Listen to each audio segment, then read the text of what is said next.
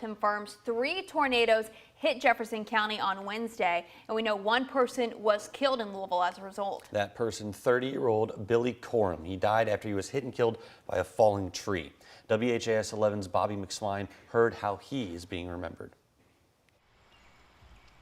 Just feet away from 30-year-old Billy Corum's Valley Station home, the spot where neighbors say he died. I'd literally just picked my kids up and came home, and there was fire trucks here. Lucas Ballard says he knew something was wrong due to the heavy winds, but he didn't know what. I thought, lightning struck my house, thought my house was on fire. But he found out someone had fallen into the ditch after being struck by a tree, and that someone was his neighbor, Billy Corum, the roommate of his fiance's cousin. I've been over there a couple times. I hung out with him maybe a handful of times. He was a good guy.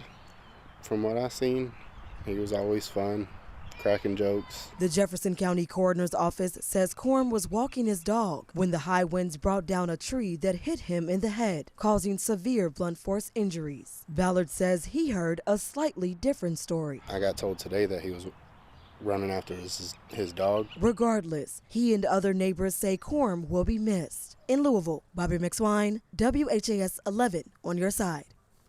So far, Corum has been the only confirmed death in Louisville from this week's storms. Nationwide, around 60 people have died in tornadoes in 2023, and that is nearly 3 times higher than all of 2022. 4 tornadoes total have been confirmed in Kentucky. The National Weather Service started surveying as soon as the weather moved out on Wednesday night. Crews continued their surveys Thursday. You can see on your screen the areas that the tornadoes hit.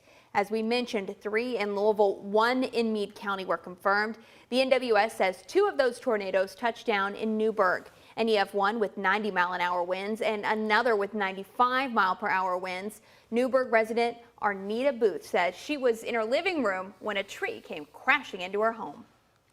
It was about 5:45. I had my television on. I was watching the news, and they say take cover. And all of a sudden, debris started coming through. My pictures started falling off. I just started screaming and running. And the next thing you know, I just saw this tree coming down. Booth says her neighbors helped remove the tree and patch up the roof. The National Weather Service says a tornado with at least 110-mile-per-hour winds hit PRP on Wednesday. That makes it a high-end EF1 tornado. And you can see some of the storm impacts in the apartment complex in the video right behind me. All of that wood and trees coming down, damage to that apartment complex. We also know that in Meade County, crews are working to clear up damage from an EF1 tornado. That was just off of the Joe Prather Highway and Cedar Line Road near Brandenburg. 110-mile-per-hour winds ripped up large trees and damaged some of the homes in the area too. John Gordon is the meteorologist in charge with Louisville's National Weather Service. He told us that they look at several different factors to determine the strength and the makeup of a tornado. If you look around, there's little dinky trees next to it that are fine. So you probably have 2 or 3 small little funnels inside the main cell, and where it hits, you get damage like this. Today, the National Weather Service will be in Corydon, Indiana, checking in on damage. They're going to stop at the Southern Indiana Electric and HVAC building. You can see some of the damage on your screen right now. And these photos are coming from Gabriella Maurice, whose grandfather owns that company. Heavy winds tore the metal off of that building. It even stripped the roof down to the studs. Maurice tells us that luckily no one was inside when that storm hit. Crews from LG&E have made major progress in restoring power. At one point on Wednesday, 17,000 customers were in the dark. You can take a look right now at the outage map, and it looks like less than 1,000 customers now are without power. Most are in South and Southwest Jefferson County. And if you experienced an outage and you have LG&E, you can text the word outage or status to 454-358. You can also call this number, 502-589-1444, or visit lgne-ku.com. Remember, if you see a down power line, you should never touch it. Those things can remain active for days after they come down. And to see all of our coverage from Wednesday's storms, including updates on the storm's impact as we get them, go ahead and visit WHAS11.com or download the WHAS 11 app. All right, we've got some more local news now. A man is behind bars this morning accused of murdering 3 people in Breckinridge County. Kentucky State Police say they found the bodies while responding to a request to check on the residents on High Plains Road in Vine Grove.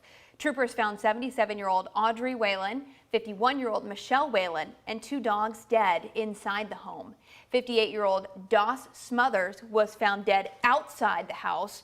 Troopers say the people appeared to have died from blunt force trauma. 28-year-old Tyler Waymeyer was also at the home and was arrested. According to police, he admitted to the murders. Waymeyer faces charges of murder, cruelty to animals, and tampering with evidence. We now know a man has died after being shot in Louisville's Parkland neighborhood. Now, that shooting happened Tuesday night. Metro police officers found Dennis Hall and a woman shot multiple times. Both were rushed to the hospital, where Hall later died from his injuries that night. Now, police previously said the woman was expected to survive. Anyone with information in this shooting is asked to call the anonymous tip line at 574-LMPD.